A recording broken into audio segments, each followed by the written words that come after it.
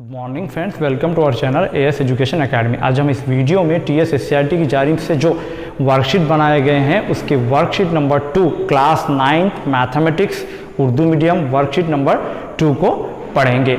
अगर आपने worksheet number 1 का वीडियो नहीं देखा है तो आई बटन को क्लिक कर उस वर्कशीट 1 को देख सकते हैं। अब यहाँ पर हम सबसे पहले ख़ास तौर पर इस वर्कशीट में नातिक़ अदद के बारे में पढ़ेंगे, जो कि आपने इसके वर्कशीट 1 में तमाम आदाद के अक़साम को पढ़ लिया था। अब यहाँ पर हम नातिक़ अदद को पढ़ेंगे। अब सबसे पहले हम छोटे छोटे एग्जाम्पल्स लेते हैं जिसकी मदद से हम नातिक़ अदद के कॉन्सेप्ट को समझेंगे और दो आदाद के बीच में कितने नातिक़ अदद कैसा मालूम किया जाता है इसको पढ़ेंगे। अगर मैं एक सवाल लेता हूँ यहाँ पर 5 और 9 के दरमियान आदाद। अब जैसे कि 5 और 9 के दरमियान में मैं सिंपली कहूँगा तो आप लिखेंगे 6, 7, 8, ये आदाद हो गए। अब नेक्स्ट अगर मैं कहूँगा 5 और 6 के दरमियान आदाद। अब 5 और 6 के दरमियान में कोई अदद आता क्या? कोई सही अदद आता क्या? कोई मुकम्मिल अदद, कोई तबई अदद आता क्या? नहीं, यहाँ पर आएगा आपको नातिक़ अदद, यानी बटे वाले अदद हमको हासिल हो सकते हैं। इनके दरमियान में कितने हो सकते हैं, कैसा मालूम किया जाता है, समझेंगे। सबसे पहले हम औसत का तरीक़ा इस्तेमाल करेंगे जिसकी मदद से हम नातिक़ अदद, दो अदद के दरमियान में नातिक़ अदद को मालूम करना सीखेंगे। सबसे पहले औसत क्या होता है? औसत मसावी होता है मुशाहिदात का मजमुआ, मुशाहिदात का मजमुआ बटा हुआ तादाद, यानी किसकी तादाद? मुशाहिदात की तादाद। अब यहाँ पर देखिए आप मजमुआ, ये 5 और 6 के दरमियान में कह रहा है तो इसका मतलब 5 जमा 6। अब तादाद कितनी तादाद है? ये एक, यानी यहाँ पर लिखेंगे 2। अब इसका मतलब हुआ 5 और 6 11 बटा हुआ 2। इसका मतलब ये जो आदाद है बटे की शक्ल में जिसमें शुमार कुनिंदा भी है और नसबनुमा भी है, ये एक नातिक़ अदद है जो कि 5 और 6 के दरमियान में वाक़ है। अब यहाँ पर और क्या हम इसके दरमियान में नातिक़ अदद को मालूम कर सकते हैं? जैसे ये 5 है और ये 6 है। अब इसके दरमियान में जो आया 11 बटा हुआ 2। अब इसके दरमियान में भी यहाँ पर भी कई नातिक़ अदद हो सकते हैं या इनके दरमियान में भी हो सकते हैं। ये जो गैप बचा हुआ है मतलब इन दोनों के दरमियान में, इन दोनों के दरमियान में। अब यहाँ पर इसको मालूम करने के लिए हम सेम फार्मूले का इस्तेमाल करेंगे। अब इन दोनों का मालूम करना है तो हम यहाँ पर लिखेंगे सेम औसत का फार्मूला और इनको जमा करेंगे 5 जमा 11 बटा हुआ 2। अब बटा हुआ कितना? ये एक है अदद, ये एक अदद है, यानी यहाँ पर आएगा 2। अभी आप देखिए ऊपर इसके नीचे कुछ नहीं है नसबनुमा, तो यहाँ पर हम 1 ले लेंगे। 2 पंजे 10 जमा 1 ज़रब 11 बटा हुआ 2 एकन 2। ये हमारा तरीक़ा होता है ये गैर यकसा कसर को जमा करने का। तो हम यहाँ पर क्या करेंगे? क्रॉस मल्टीप्लिकेशन, इधर से इधर 2 पंजे 10, इधर से इधर 1 ज़रब 11 11, जो अलामत बीच में होगी वो लिख लेंगे और 1 दूनी 2 यहाँ पर लिख दिए। अब यहाँ पर ये आया 2। अभी देखिए आप 10 और 11 ये हो गया 21 बटा हुआ 2 बटा हुआ 2। अब इसके नीचे कुछ नहीं है, इसका मतलब इसका नसबनुमा भी 1 है। अगर हम इसको उल्टा करें इस तरह तो ये 21 बटा हुआ 2 ज़रब ये हो जाएगा 1 बटा हुआ 2। अगर हम इसको इधर लाएंगे तो इसको उल्टा हो जाएगा। अब यहाँ पर हम ज़रब देंगे 21 ज़रब 1, आपको हासिल होगा 21 और 2 दूनी 4। इसका मतलब इसके दरमियान में ये एक अदद जो कि नातिक़ अदद है। नेक्स्ट अब हम मादिल कसूर किसे कहते हैं उसको समझेंगे। मादिल कसूर किसे कहते हैं? जैसे कि अगर किसी भी कसर को 1 बटा हुआ 1 से 2 बटा हुआ 2, 3 बटा हुआ 3 इस तरह से ज़रब दिया जाए तो हासिल होने वाली कसर असल कसर की मादिल कसर कहलाती है। मादिल कसर दिखने में मुख्तलिफ दिखाई देती है लेकिन अगर उसको क़दर मालूम करें तो हमको बराबर हासिल होती है। जैसे कि आपकी वर्कशीट में एक क्वेश्चन दिया गया है, यहाँ पर देखिए आप 2 बटा हुआ 3। अगर मैं ये कसर है इसको हम मैं 2 से ज़रब दे देता हूँ, इसको भी 2 से, इसको भी 2 से, तो दोनों ये 4 हो गया, 2 तिया 6 हो गया। अभी आप देखिए फिर इसको मैं 3 से दे देता हूँ, मतलब 3 दूनी 6 हो गया, 3 तिया 9 हो गया। अब मैं 4 से दे देता हूँ ऊपर नीचे, 4 से 4 दूनी 8 हो गया और 4 तिया 12 हो गया। अभी आप देखिए ये दिखने में तो मुख्तलिफ नज़र आ रही है, लेकिन इसकी अगर हम कदर देखें तो बराबर होती है। जैसे कि इसको हम पहाड़े से तकसीम करें, 2 दूनी 2 तिया, आपका आ गया 2/3, यहाँ पर 3 दूनी 3 तिया, ये आपका आ गया बराबर 2/3, यहाँ पर 4 दूनी 4 तिया, आपका आ गया 2/3। अब हम मादिल कसर के कॉन्सेप्ट को समझ चुके हैं। हम आदात की मुख्तलिफ खुसूसियात के बारे में पढ़ेंगे। यहाँ पर हम जो तमाम खुसूसियात पढ़ने जा रहे हैं वो तबई आदात की ले लेंगे। अब सबसे पहले होती है बंदिशी खासियत। सबसे पहले बंदिशी खासियत। बंदिशी खासियत किसे कहते हैं? अगर दो आदात जिन ए और बी जिनका ताल्लुक़ है एन से, तब ए प्लस बी का भी ताल्लुक़ वहाँ पर एन से ही रहना। यानी हमने यहाँ पर नेचुरल नंबर ही रेफरेंस लिया है। मतलब ए और बी कोई दो आदात है, मतलब दो आदात को अगर हम जमा कर, दो आदात हम तबई आदात में से ले रहे और उनको जमा कर रहे, तो जवाब जो आना वो भी तबई आदात में से ही लेना। इसको कहते हैं हम बंदिशी खासियत। जैसे कि मैं लिया 1, 2 जिनका ताल्लुक़ है एन से। अब 1 जमा 2 यहाँ पर आया 3। इसका मतलब ये हुआ कि 3 का ताल्लुक़ किससे है? तबई आदात से है। इसलिए हम कहेंगे कि इसमें बंदिशी खासियत पाई जाती है। नेक्स्ट हम तकलीबी खासियत को पढ़ेंगे।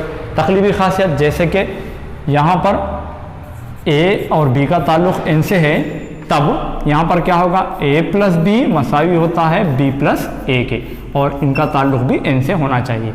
मतलब अगर हम दो आदात दिए, उसको पहले अदद दूसरा अदद लिख के जमा करें, फिर इधर वाला उधर कर भी जमा करें, तो जवाब हमको मसावी आना और उसका ताल्लुक़ हमको एन से ही रहना। तब कहेंगे हम तकलीबी खासियत उसमें पाई जाती है। अगर हम एग्जाम्पल लें, यहाँ पर 1, 2 का ताल्लुक़ है तबई आदात से।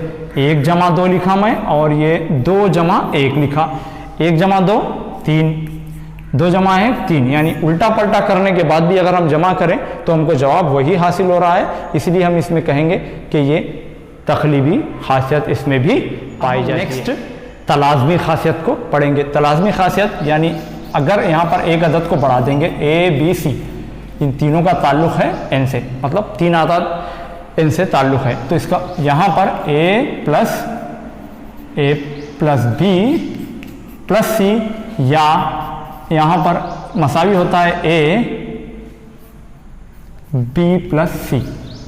मतलब हमने पहले यहाँ पर फर्स्ट दोनों को जोड़ बनाया, वहाँ पर आखिर दोनों को जोड़ बनाया, तो उसमें भी ये प्रॉपर्टी सही अगर हमको हासिल हुई तो हम कहेंगे तलाज़मी खासियत। जैसे कि मैं लेता हूँ 1, 2, 3 का ताल्लुक़ है एन से, हम लिखेंगे 1 जमा 2 प्लस 3 मसावी होता है 1, यहाँ पर जमा 2 जमा 3। अभी आप देखिए 1 जमा 2 3 जमा 3 1, ये 2 जमा 3 5, 3 जमा 3 6, और 1 और 5 6। अब हमको हासिल हो गया 6, और 6 का ताल्लुक़ भी इनसे है। इसको कहेंगे हम तलाज़मी खासियत। नेक्स्ट और हमारी नेक्स्ट खासियत होती है तमासिली इकाई। तमासिली इकाई क्या होती है? अगर एक अदद है जिसका ताल्लुक़ है एन से, अब यहाँ पर ए में हम सिफर को जमा करें या सिफर में ए को जमा करें, तब हमको ए ही हासिल होता है। मतलब मैंने ए का मतलब यहाँ पर 1 लिया फॉर एग्जांपल, 1 का ताल्लुक़ है एन से, नेचुरल नंबर से। अब यहाँ पर 1 में सिफर को जमा करें या सिफर में 1 को जमा करें, मतलब हुआ 1 ही हमको हासिल हो गया। यानी यहाँ पर सिफर की कोई कदर नहीं है। 1 में सिफर जमा करें या सिफर में 1 जमा करें, हासिल होता है बस 1 ही, ऑलरेडी वो डिसाइडेड है। एक और खासियत जमाई माकुस की खासियत को पढ़ेंगे। जमाई माकुस क्या होता है? जैसे कि ए एक अदद है जिसका ताल्लुक़ है एन से, अब उसका जमाई माकुस यानी माइनस है, उसका जमाई माकुस होता है। अब देखिए आप ए प्लस माइनस ए, या हम ऐसा करें कि माइनस ए प्लस ए हमको हासिल होगा सिफर ए। अगर ए में से ये माइनस ए को निकाल दें तब जैसे कि आप प्लस माइनस माइनस होता है, यहाँ पर माइनस एक एक बार है, प्लस एक बार है, अगर इसको भी निकाल दें तो ये सिफर ही हासिल होता है। तो इसको हम जमाई माकूस कहते हैं। एक और खासियत होती है तकसीमी खासियत, जैसे कि ए बी सी इन तीनों का ताल्लुक है एन से, तब ए ज़रब बी जमा सी क्या होता है, ए ज़रब बी पहले लिख लेंगे हम, ए ज़रब बी, और बीच में है जमा ए ज़रब सी। अगर हम यहाँ पर एग्जाम्पल पर 1 2 3 ले लें, इस पर हम सब्स्टिट्यूट करें 1 ज़रब 2 जमा 3। अब यहाँ पर 1 से 2 को ज़रब देंगे, 1 ज़रब 2 जमा 1 ज़रब 3। अब देखिए आप 1 ज़रब 2 जमा 3 5 हासिल हुआ हमको। यहाँ पर 1 दूनी 2 जमा 1 तिया 3, 1 पंजे आपको 5 और ये 2 और 3 5। देखिए आप दोनों के दोनों मसावी हासिल हुए हैं। यहाँ पर हम माइनस रखकर भी देख सकते हैं। अगर ये माइनस रखने पर भी खासियत बराबर हासिल जवाब होता है तो हम कह सकते हैं कि उन आदाद में वो खासियत पाई जाती है। अब यहाँ पर हमने जितनी भी खासियतें पढ़े इसका रेफरेंस हमने तबई आदाद को बनाकर यानी तबई आदाद को लेते हुए हल किया है। अब हम वर्कशीट में जो एग्जाम्पल दी गई है 3 और 4 के दरमियान में 2 नातिक अदद को मालूम करना है औसत के तरीके से। अब यहाँ पर सबसे पहले हम एक नंबर लाइन यानी अददी खत ले लेते हैं, सिफर 1 2 3, इसी तरह यहाँ पर लिया मैंने 4। अब इन दोनों के दरमियान में कौन कौन से आदाद पाए जाते हैं वो हमको मालूम करना है जो कि नातिक है। अब तरीक़ा बताया गया कि औसत का तरीक़ा इस्तेमाल करिए। जैसे कि आपको मालूम है औसत मसावी होता है मजमुआ बटा हुआ तेदाद। यहाँ पर मजमुआ किसका करना है, 3 और 4 का लिखेंगे, 3 जमा 4। तेदाद कितनी है, 1 और 1 यानी ये हो गई 2। अभी आप देखिए 3 जमा 4 आपको हासिल होगा 7 बटा हुआ 2, यानी एक नातिक अदद वजूद में हो सकता है किसके दरमियान में, 3 और 4 के दरमियान में। फॉर एग्जांपल वो नातिक अदद बीच वाला है, ये है 7 बटा हुआ 2, यहाँ पर ये नातिक अदद है। अब हमको एक और मालूम करना है। अब हम चाहे तो इन दोनों के दरमियान में मालूम कर सकते हैं या इन दोनों के दरमियान में भी हम मालूम कर सकते हैं। फॉर एग्जांपल हम इन दोनों के दरमियान में कोई नातिक अदद वजूद में है तो उसको मालूम करेंगे। अब 7 बटा हुआ 2 और 4 के दरमियान में हमको मालूम करना है। तो सबसे पहले इन दोनों का सेम इस फार्मूले का इस्तेमाल करेंगे। 7 बटा हुआ 2 जमा 4 कितने आदाद है, 2 है। यहाँ पर लिखेंगे ये 2 जैसा का वैसा, और इसके नीचे कुछ नहीं है, 1 7 7 और 2 चौक 8 बटा हुआ 2। इसके नीचे नसब नुमा नहीं है, 1 ले लिए, और ये 7 और 8 आपको आ गया 15 बटा हुआ 2, और इसको उल्टा करेंगे यानी 1 बटा हुआ 2। अभी आप देखिए 15 एकन 15 और ये 2 दूनी आपको हासिल हुआ 4, यानी एक और नातिक अदद है जिसका वजूद इन दोनों के दरमियान में है। यहाँ पर हो सकता है 15 बटा हुआ 4। इस तरह हम कई नातिक अदद इनके दरमियान में मालूम कर सकते हैं। ये तरीका था औसत का तरीका। अब हम एक और तरीका यानी मादिल कसूर के तरीके को इस्तेमाल करते हुए इन्हीं आदाद के दरमियान में नातिक अदद कितने और कौन से कैसा मालूम कर सकते हैं मालूम करेंगे। फॉर एग्जाम्पल यहाँ पर हमने लिया 3 और 4 के दरमियान में ही हमको मालूम करना है नातिक अदद।